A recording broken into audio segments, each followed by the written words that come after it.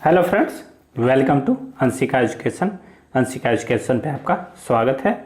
दोस्तों आज है 5 सितंबर। आज हम लोग करेंगे 5 सितंबर 2020 के मोस्ट इंपॉर्टेंट करंट अफेयर्स। दोस्तों आप इस करंट अफेयर्स का पीडीएफ वीडियो के डिस्क्रिप्शन में दिए गए लिंक से भी प्राप्त कर सकते हैं। इस करंट अफेयर्स को आप पूरा देखिए, क्योंकि वीडियो के लास्ट में आपसे 5 टेस्ट के सवाल भी पूछे जाएंगे। ये टेस्ट के सवाल बहुत ही महत्वपूर्ण होते हैं और करंट अफेयर से रिलेटेड होते हैं, तो आप इस टेस्ट के सवाल को ज़रूर अटेम्प्ट कीजिए। तो आइए शुरू करते हैं 5 सितंबर के करंट अफेयर्स। लेकिन उससे पहले करेंगे कल पूछे गए सवालों का अभ्यास। तो पहला सवाल पूछा गया था, केंद्रीय मंत्रिमंडल ने सिविल सेवकों के क्षमता निर्माण के लिए किस नाम से एक राष्ट्रीय कार्यक्रम को मंजूरी दी है। तो दोस्तों इसका सही जवाब था ऑप्शन ए, मिशन कर्मयोगी। दूसरा सवाल था, निम्न में से किस राज्य की सरकार ने एक विशाल स्वच्छता आंदोलन गंदगी भारत छोड़ो अभियान शुरू किया है। तो इस अभियान का संबंध था मध्य प्रदेश से। ये मध्य प्रदेश की सरकार ने शुरू किया था। तीसरा सवाल था, विश्व नारियल दिवस 2020 की थीम क्या है। तो इस सवाल का जवाब था invest in coconut to save the world, अर्थात ऑप्शन ए था सही जवाब। चौथा सवाल एससीओ से संबंधित था। एससीओ अर्थात शंघाई सहयोग संगठन के रक्षा मंत्रियों की बैठक की मेजबानी किस देश के द्वारा की जाएगी, अर्थात की जा रही है, अभी बैठक चल रही है और इसमें हमारे रक्षा मंत्री राजनाथ सिंह भाग लिए हैं। तो ये की जा रही है रूस के द्वारा। ऑप्शन सी होगा सही जवाब। एससीओ में 8 सदस्य देश होते हैं। और पांचवा सवाल था, निम्न में से किस राज्य सरकार ने बिजली चोरी की घटनाओं को रोकने के लिए प्रत्येक जिले में एक एंटी थेफ्ट थाने की स्थापना करने की घोषणा की है। तो ये घोषणा की है उत्तर प्रदेश की सरकार ने। ऑप्शन डी था सही जवाब। उत्तर प्रदेश में कुल 75 जिले हैं, 80 लोकसभा के क्षेत्र हैं, 31 राज्यसभा के सीट के क्षेत्र हैं। अगला सवाल, तो आप देखते हैं आज के करंट अफेयर्स के पहले सवाल से शुरुआत करते हैं। पहला सवाल, आरबीआई ने किस पेमेंट बैंक का दर्जा रद्द कर दिया है। तो आरबीआई ने किस पेमेंट बैंक को रद्द कर दिया, अर्थात यह बैंक को अब पेमेंट बैंक का दर्जा नहीं रहेगा, अर्थात यह वित्तीय लेन देन नहीं कर पाएगी। तो ये किया गया है Aditya Birla idea payment bank का। तो इसका वित्तीय दर्जा समाप्त हो गया है। आरबीआई के कौन है, गवर्नर शक्तिकांत दास। आरबीआई ने अभी हाल ही में भारत की विकास दर -4.5% रहने का अनुमान भी लगाया है। रेपो रेट 4% पर रखा गया है और रिवर्स रेपो रेट 3.65% पे स्थिर है। दूसरा सवाल देखिए, एक भारत श्रेष्ठ भारत के तहत मणिपुर और नागालैंड को किस राज्य के साथ टैग किया गया है। तो अभी एक भारत श्रेष्ठ भारत के तहत बहुत सारे राज्यों को एक दूसरे के साथ टैग किया जा रहा है। तो इस बार किया गया है मणिपुर और नागालैंड को मध्य प्रदेश के साथ टैग किया गया है अभी हाल ही में। और किया गया था महाराष्ट्र को उड़ीसा के साथ, बिहार को मिजोरम के साथ, केरल को हिमाचल प्रदेश के साथ और अभी इसके साथ ही झारखंड को गोवा के साथ टैग किया गया है। तो ये आपको ध्यान रखना है। मणिपुर और नागालैंड हो गए मध्य प्रदेश, गोवा हो गए और झारखंड साथ में हो गए, महाराष्ट्र उड़ीसा साथ में हो गए, केरल और हिमाचल प्रदेश हो गए,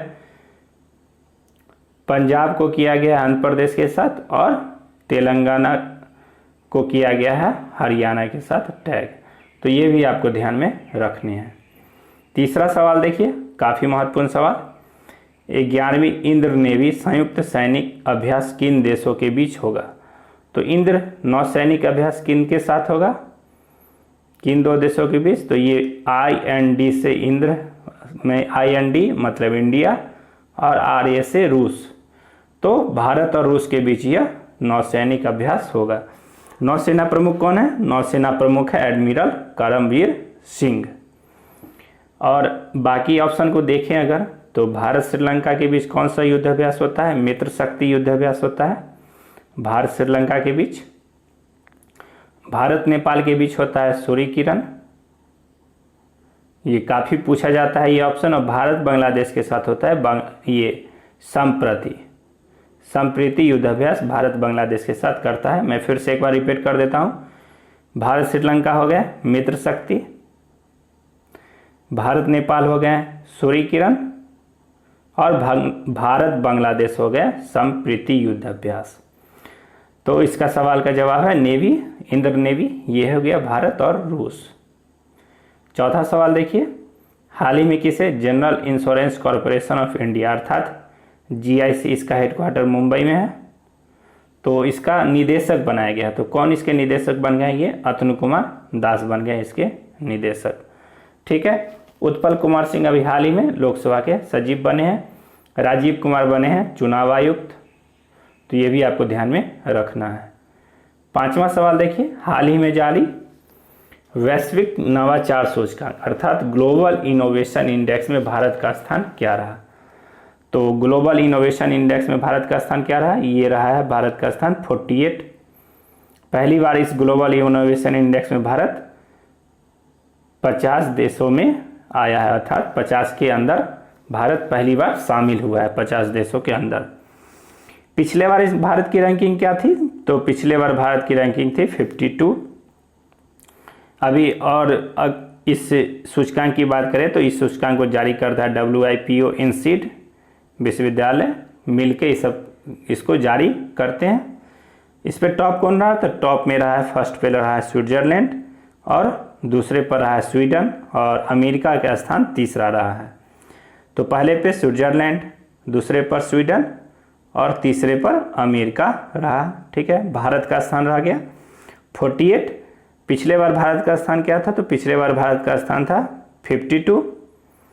अब कुछ इंडेक्स की बात कर लेते हैं जो अभी हाल ही में जारी हुए या जो काफ़ी महत्वपूर्ण इंडेक्स हैं। जैसे अभी 57 इंडेक्स पोजीशन में रहा है Bharat, digital quality of life index में 57 पोजीशन पे रहा है।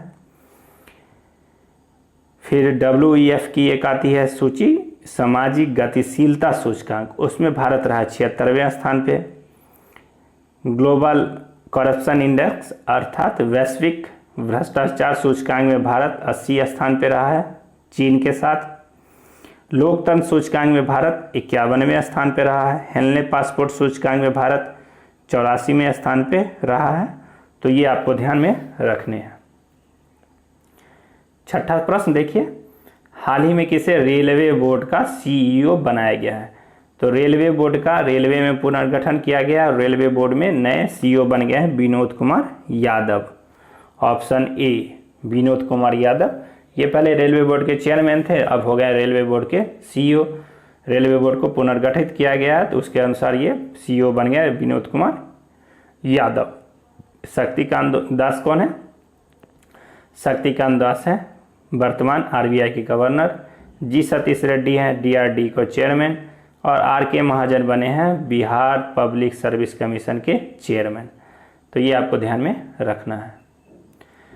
सातवां सवाल क्या है? सातवां सवाल है, निम्नलिखित में से किस राज्य की सरकार ने महिलाओं को आत्मनिर्भर बनाने के उद्देश्य से महिला स्वयं सहायता समूहों को PDS अर्थात पब्लिक डिस्ट्रीब्यूशन सर्विस अर्थात सार्वजनिक वितरण प्रणाली के तहत आउटलेट आवंटित करेगा? तो कौन सा राज्य सरकार ये करने की घोषणा की है? तो ये घोषणा किया गया उत्तर प्रदेश की सरकार ने। उत्तर प्रदेश के CM योगी आदित्यनाथ हैं, गवर्नर है आनंदीबेन पटेल। उत्तर प्रदेश में युवा कार्यक्रम चल रहा है। उत्तर प्रदेश SC जनजातियों के लिए छतरी योजना भी लेके आया है। उत्तर प्रदेश के गोरखपुर के टेराकोटा आर्ट को GI टैग भी मिला है। उत्तर प्रदेश में दुधवा नेशनल पार्क और दुधवा टाइगर रिजर्व और पीलीभीत टाइगर रिजर्व भी हैं। तो काफ़ी कुछ है उत्तर प्रदेश में। आठवां सवाल, और अभी सभी जिलों में मैंने अभी बताया था, ये सभी जिलों में एक एंटी थेफ्ट थाने की भी स्थापना उत्तर प्रदेश कर रहा है। अगला सवाल है आठवां सवाल। आठवां सवाल क्या है कि त्रिपुरा और बांग्लादेश को जोड़ने वाली पहली अंतर्देशीय जलमार्ग किन दो स्थानों को आपस में जोड़ेगी? तो ये पहली जलमार्ग प्रणाली शुरू की गई है त्रिपुरा और बांग्लादेश के बीच। ये जो जलमार्ग की जो नौका परिवहन होगा ये गोमती नदी में किया जाएगा। गोमती नदी जो भारत और बांग्लादेश दोनों में है, तो इस नदी के द्वारा यह परिवहन किया जाएगा। तो यह किन दो क्षेत्रों को आपस में जोड़ेगा तो ये जोड़ेगा सोनमारा को दाऊद कांडी से। दाऊद कांडी है बांग्लादेश में और सोनमारा है त्रिपुरा में। तो अभी दाऊद कांडी से ये चली है फेरी सर्विस और ये पहुंचेगी सोनमारा में लगभग 96 किलोमीटर की दूरी तय करके। तो ये जल मार्ग है, अंतर्देशीय जल मार्ग है, इसको ध्यान रखिएगा। जैसे भारत में है वाटरवे, उसी तरह ये अंतर्देशीय जल मार्ग है। तो ये है सोनमारा से दाऊद कांडी के बीच त्रिपुरा और बांग्लादेश को जोड़ेगा। बांग्लादेश के प्रधानमंत्री कौन है? शेख हसीना। और बांग्लादेश की कैपिटल है ढाका, उसकी करेंसी है टका। तो ये भी आपको ध्यान में रखना है। 9वां सवाल देखिए, हाल ही में नागरिक उड्डयन सुरक्षा ब्यूरो की पहली महिला निदेशक कौन बनी? तो नागरिक उड्डयन सुरक्षा ब्यूरो की पहली महिला निदेशक बन गई हैं उषा पांडे। उषा पांडे को यह कार्यभार सौंपा गया है। सोमा मंडल बनी थी सेल की अध्यक्ष, सेल की steel authority of India limited. Rita Tewatia हैं फसाई की अध्यक्ष FSSAI, food standard security of authority of India. और संगीता रेड्डी हैं फिक्की की अध्यक्ष। फिक्की की चेयरमैन है संगीता रेड्डी, रीता तेवतिया फसाई की चेयरमैन, सोमा मंडल सेल की अध्यक्ष और उषा पांडे बन गई नागरिक उड्डयन सुरक्षा ब्यूरो की पहली महिला निदेशक। 10वां सवाल है, भारत का पहला खिलौना विनिर्माण क्लस्टर स्थापित होगा। अर्थात खिलौने के लिए एक बनाया जाएगा, क्लस्टर का स्थापना होगा। तो ये कहाँ स्थापित होगा? ये कर्नाटक में स्थापित किया जाएगा। Option B Karnataka. कर्नाटक की राजधानी बेंगलुरु में है। ये कहाँ स्थापित होगा? कर्नाटक के कोपला में। कर्नाटक के कोपला में यह स्थापित किया जाएगा।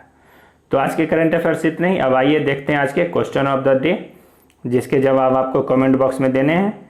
आप इसका जवाब कमेंट बॉक्स में जरूर दीजिए, इससे आपका रिवीजन भी होगा। यदि आपको नहीं पता इन प्रश्नों का उत्तर तो आप पिछले वीडियो को देख के इन प्रश्नों के उत्तर को मालूम भी कर सकते हैं और अपना रिवीजन भी कर सकते हैं। तो आइए पहला सवाल देखते हैं।